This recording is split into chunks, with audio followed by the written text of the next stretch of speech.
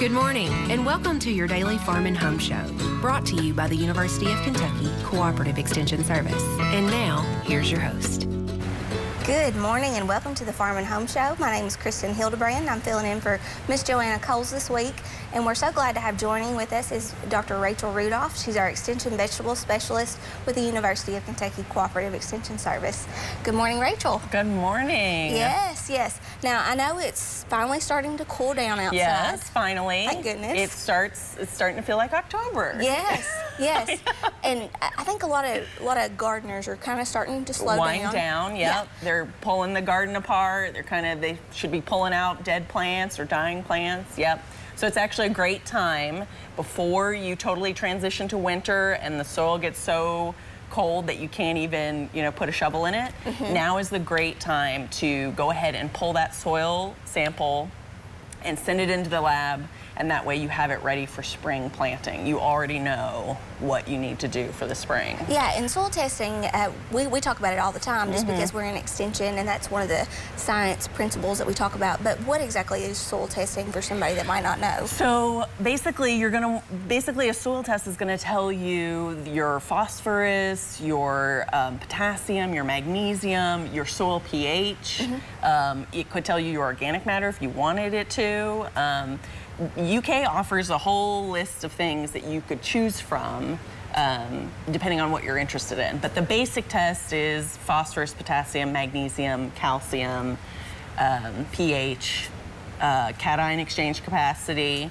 And the county agent, Yes. can help explain to people a little bit why certain things like soil pH or cation exchange capacity are useful. But it just gives you kind of a snapshot of what's going on in your soil, what it has, and based off what crop you put in, okay, for the spring I'm planning on planting tomatoes. If you put that in, it'll then provide recommendations as far as what you're lacking, what your soil needs to then be to have a productive crop. Exactly, because we can get into certain deficiencies where something's not available, like an element, like you were talking about, phosphorus, potassium, and so that's really good to do that every so often. Yes. You recommend soil Annual. testing? Yep. You do recommend it annually? Okay. Yeah, and especially for vegetable growers where we have, tomatoes are kind of a demanding crop, and we like to make sure that all the nutrients are where they need to be, the levels are where they need to be, because otherwise, we've talked about this before, you can get into those abiotic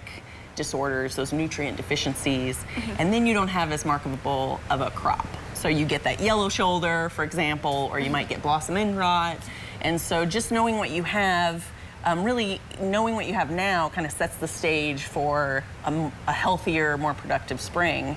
And you can also have too much of something. So that soil test will tell you, hey, you need to, no more phosphorus. You don't need to apply more phosphorus. Or you've got sufficient potassium, you don't need to apply more in the spring. So it's really good, like you said, it gives you a snapshot. Usually soil testing can vary between which area that you're in, but for really it's very inexpensive. It is. I think, for some counties it's free. For, I think the basic soil test is about $7 at UK. Now certainly there are other labs out there with a different price range, but the UK one, the basic soil test is $7. Yes. Now, if somebody was testing for a home garden, how would they go about soil testing that particular plot? So really you want to get a representative sample. So sample the areas where you plan on planting a crop. Okay. And get a plastic bucket, not a metal bucket, and get multiple samples. You want to sample at least 8 inches deep. So you could use a shovel, you could use a trowel, you could use a soil probe if you have one. Put all those samples in a bucket, mix the soil together, and then put it in a bag, the soil testing bag. And really, they only need about 1 cup to 2 cups to test. So don't send your whole 5-gallon bucket into the lab. They won't use it, and they might not be very appreciative. So just mix all those samples together and then take a sub-sample of that.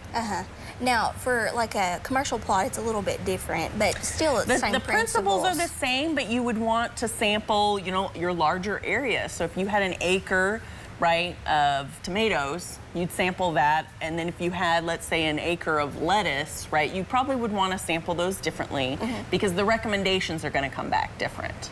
But if you're a diverse grower and you've got just a little, little sections of the farm, you can probably do a subsample. Okay. Rachel, we appreciate you coming on, and just remember that fall soil testing is the time to do that. So if you have any questions, contact your local extension office, and we'll see you back here for more tomorrow on Farm and Home. If you have questions about today's topic, please call the Warren County Extension Office at the number on your screen. Thanks for watching and have a great day.